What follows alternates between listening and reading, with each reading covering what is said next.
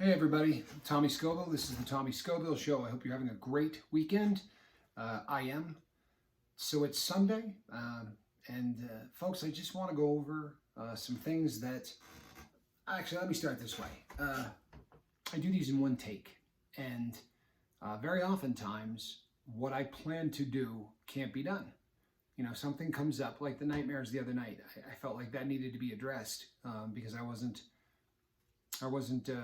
being good to myself for the show if I let something that monumental not get addressed. So there are times that things are going to pop up that are going to rewire my day, so to speak. And today is one of those days. I want to address a couple of things that, believe it or not, I knew, that this would be an issue at some point, and maybe I should have talked about it really early on, but we'll talk about it now.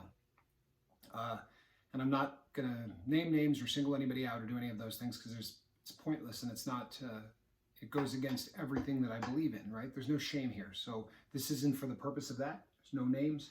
However, the comment section at the Tommy Scoville Show is, it's almost as much chat room as it is comment section. You know, there are so many of us that know one another, and we scream hello to each other, and it's awesome. It's the dream. It's supposed to happen this way, especially because of the goal of the channel is to support one another and always be there for each other. That being said, we need to guard what else goes on in the comment section. You know, yesterday there was an apology made by somebody. It's not there now, so you don't need to go look for it. There was an apology made to somebody because someone felt that they had done somebody wrong and felt the need to apologize in the comment section. I think that's great. I think owning something like that and apologizing in public is awesome. However, let's do it and move on. What this is not going to be is an area for debate or an area for really prolonged anything that has the potential to start getting negative. That being said, if a mistake is made by somebody, that doesn't mean they're gone, and that doesn't mean that we're going to treat them poorly. Likewise, if somebody relapses, it doesn't mean we hate them, right? Anybody who is here who is sober has relapsed. I've relapsed thousands of times. I'm not exaggerating, thousands of times. But if you're relapsing and you've done it multiple times, you need to start looking at the process that you're using to get sober. I went through 40, maybe, sponsors in my life. That might be a slight exaggeration. I would say somewhere between 30 and 40. I couldn't remember all their names if I had to. Before I got to the one that was the perfect fit. I think that I think having a mentor or a sponsor is awesome. I think that in lieu of one, this kind of a thing that we have building here on the boat, that is this show, can oftentimes take up the slack for that. Like I've said before, if you feel like taking a drink, come and write in the comment section, I'm feeling weak, and watch what happens. This is a very supportive group of people, and they're going to do everything that they can to make sure that that doesn't happen. You do, however, have to show up and say that. If you relapse without making the call or letting somebody know, there's not much that anyone can do to help you. However, if that person relapses, they're not gone either. By gone, I don't mean I don't want to kick anyone out of here. It's not the goal of the show.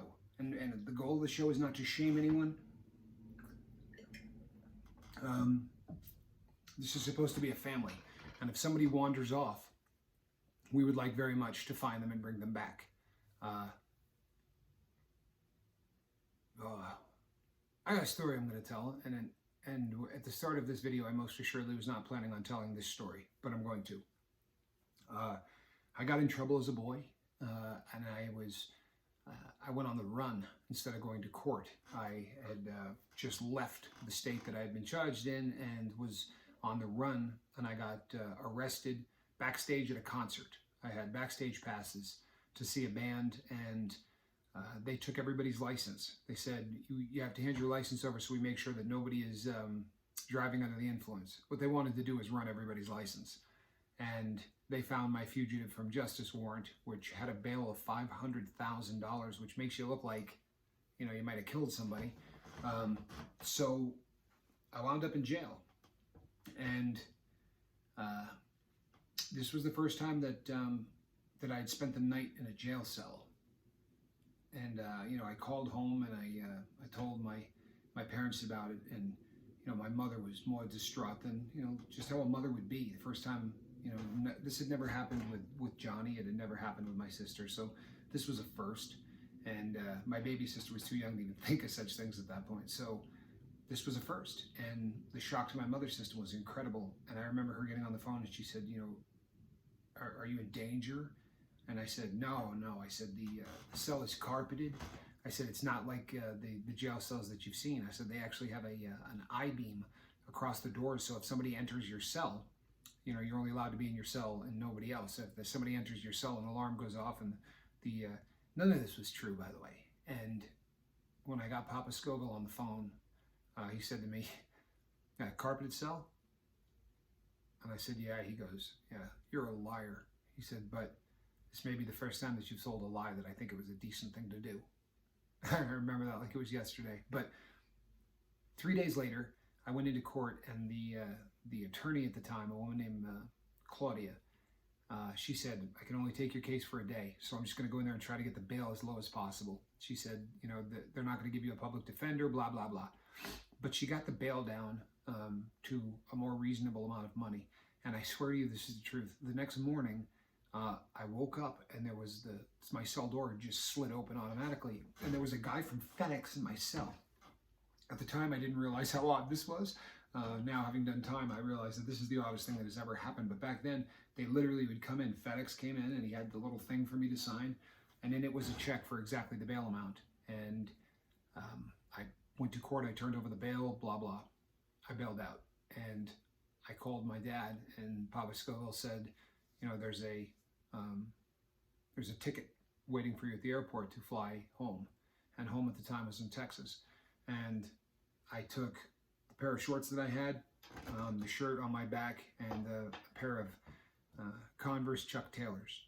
I had been breaking the law. I had been selling drugs. I had been going door to door, selling homemade bongs, right? Pot smoking, water pipes.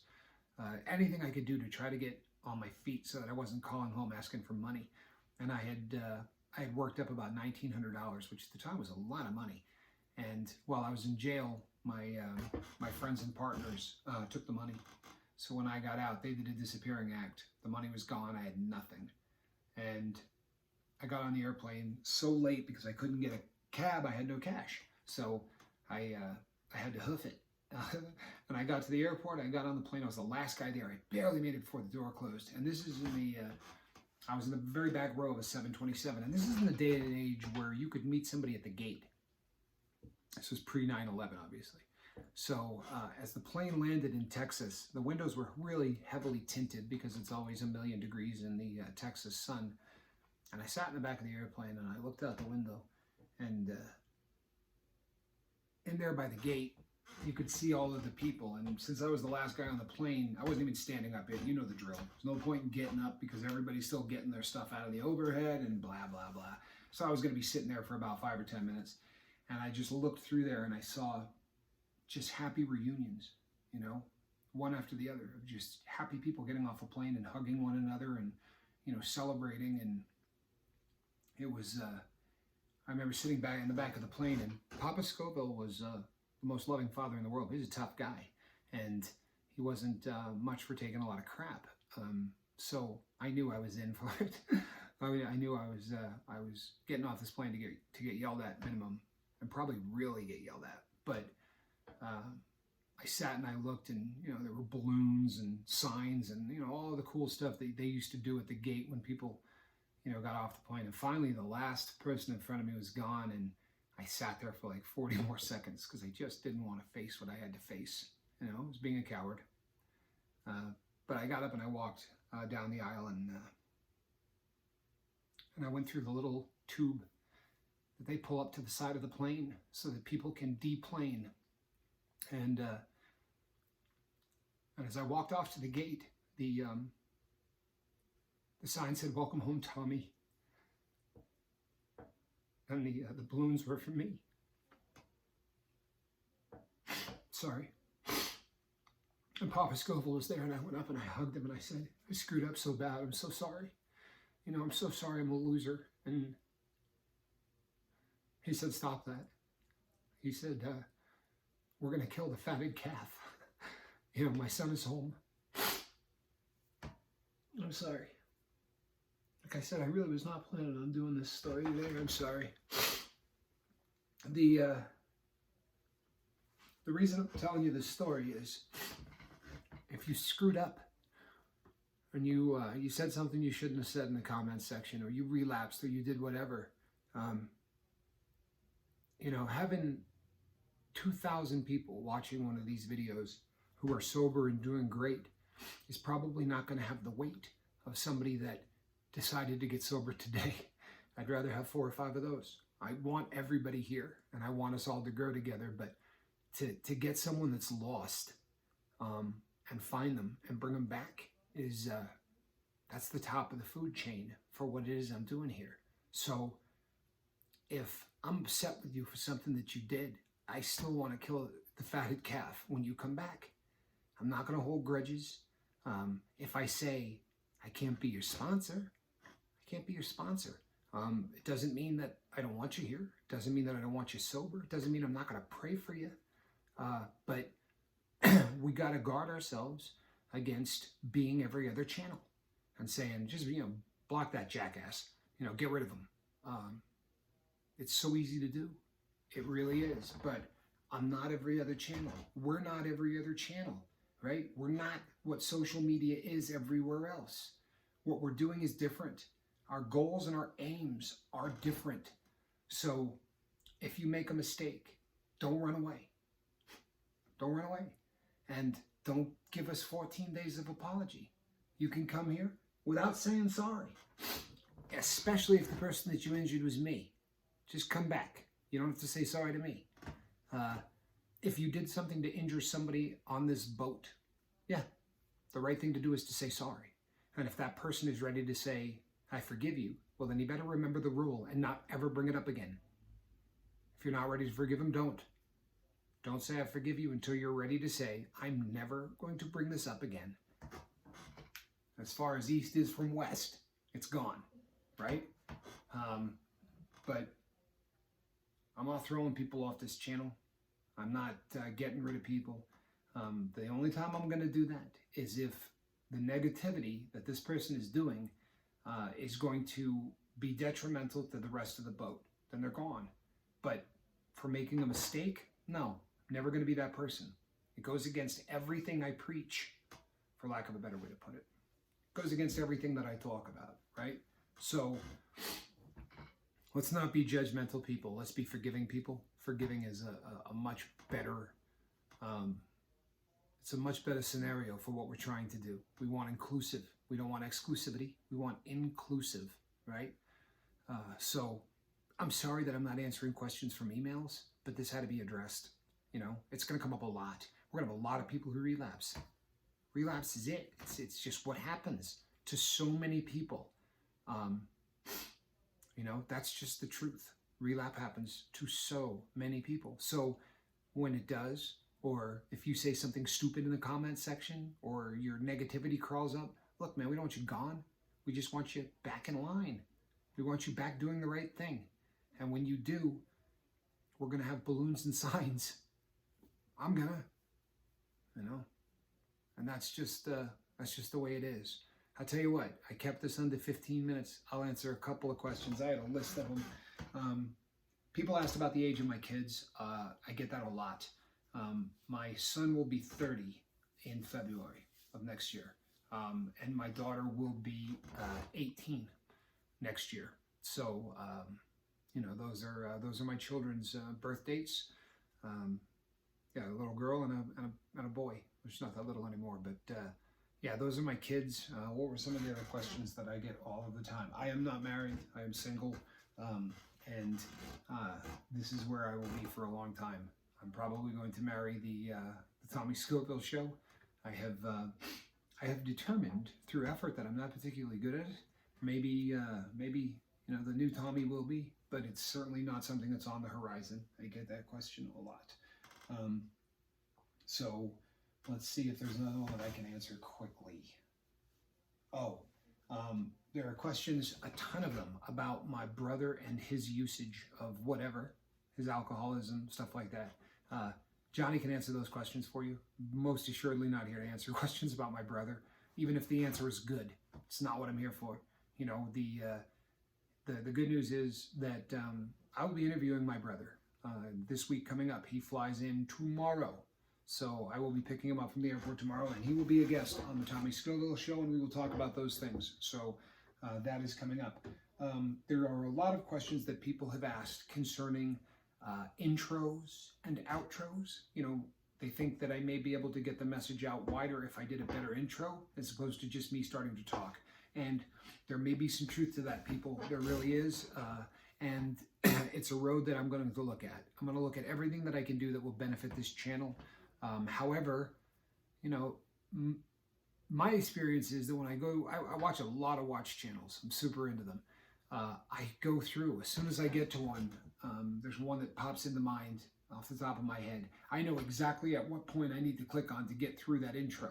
So the first time someone sees it, it might be great. After a while, I think it just gets annoying for the people who subscribe. And I'm not trying to annoy anybody. Yeah, I'm trying to build this as big as possible. But the...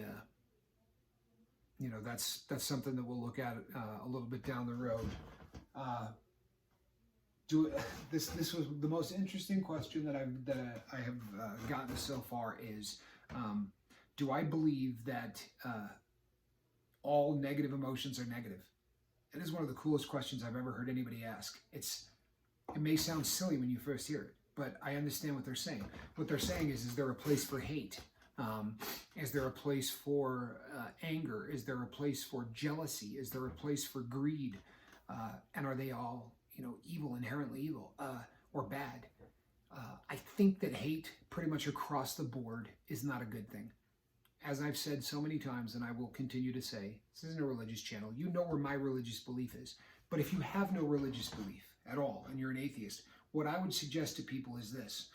If the things that you are doing are moving you closer to love, you're probably doing the right thing. And if the things that you are doing are moving you closer to hate, then you're not, right? To me, that's sort of almost cut and dry. I'm not a big fan of hate. I don't think there's a lot of place for it because it injures the person who is hating as much as the person who's being hated. Not a big fan of that. Greed, boy, I could go off on this forever. I think greed is an emotion that catches an awful lot of heat. You know, the root of all evil is money, right? Doesn't say that in the Bible, people. It's never said it in the Bible ever, not once. It says the love of money is the root of all evil. And I think that if your greed is for money, that there probably are some issues. But if your greed is for a better life, I think that's great. If your greed is to live a longer life, I think that's fantastic. Wanting to be sober is an affectation of greed. I want the best life possible. That could be considered greed for a better life. And I think that when you look at somebody who has what you want, that's not always negative. If it causes you to hate them, then it's negative. But I can look at people who have the check mark after their name on YouTube. I want that. I want that. I want it so much. It's a driving force for me. That would be 100,000 people I was reaching, you know, with a good message, a message that people need to hear. That's a type of greed, and I don't think it's bad. But I don't hate the guy with the check mark, right? I admire him. And if greed causes admiration, then I think that that's a little bit different. What have I left out? Oh, envy. I guess that's, you know, envy is, you know, what actually I just covered envy. I don't know that I think that's the big ones, right? That's the big ones. I'm not a big fan of revenge as a concept. It hurts the person who is serving that dish cold is probably damaging themselves more than the person they're trying to feed it to. So I'm not a big fan of that emotion. I'm a big fan of that question. I really am. It's a great question. And here's what I will encourage you. If you have a question like that, or if you have a question that thinks that the answer is going to be too long, go ahead and shoot it to me in an email. There are a lot of the questions I get on emails that you could ask in the comment section and I'll answer them. But feel free, if you'd rather do it that way, you can do it that way. So before I go, I want to say a welcome to the people that have been coming over from Wages World. And for those of you who don't know what Wages World is, you should probably go check it out. I spoke last night with Mark for the first time, and what a cool dude. I mean, honestly, folks, you're going to get a chance to meet him here. For those of you on the channel that don't know who Mark Wages is, you're going to get a chance to meet him. He's one of us, right? One of us on the boat. He has got 10 years sober off of opiates, right? He's winning. And he's done wonders for this channel. In the short time since he's found it, you know, he has pushed the channel. You've probably seen the number of subscribers jump. And people do this a lot. They'll ask their people, hey, go give this guy a follow. And more often than not, that's just what they do. They go over and they click follow, and then they walk away. The people who have come from Wages World are actually listening to these, and they're leaving comments, and they're becoming a very integral part of this, and that's awesome. I can't thank you enough. And it segues into, people, if you like what I'm doing, tell people about it, please. And if you like what I'm doing, hit the subscribe button. It's a good report card, helps the channel grow, and we want this to grow, do we not? Okay. People, the best is yet to come.